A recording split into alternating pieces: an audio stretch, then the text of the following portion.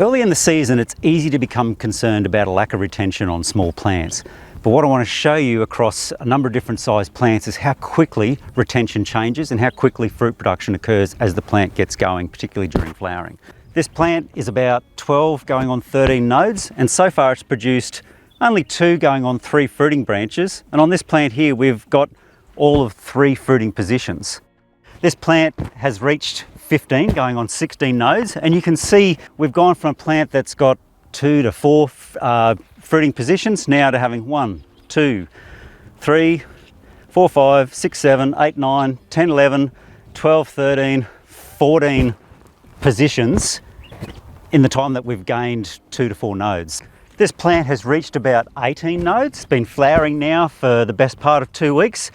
And on this plant here, when I just did a quick count, we're up to nearly 40 positions on this plant, 38 to be precise. So you can see that in the time that we've produced an extra 2 to 3 nodes, I've nearly doubled the number of fruit compared to that last plant that I held up. And again, you can see that exponential trend in the production of fruiting sites on this plant. This plant's just about reached its full yield potential in the sense that it's nearly at cutout. It's reached 25 nodes. We're just about at 4.5 nodes above white flower.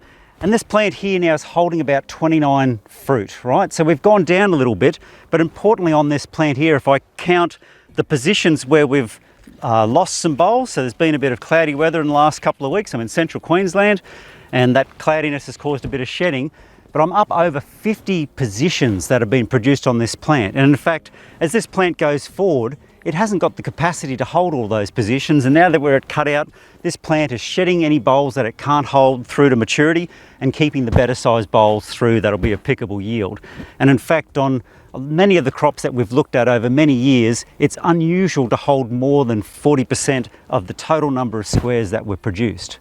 So if I come back to this very first plant that I showed you that had 2 to 3 positions on it, and I compare it to the potential of what this plant will become, it does beg the question as to why we get so concerned about the retention of these very first squares when there is so much potential yet to come. And that's why we've brought out new retention guidelines for the industry to help you better manage these plants when they're small, avoid any unnecessary insecticide use, but so that you can maximise the potential of this plant over the course of its life rather than just at those specific stages.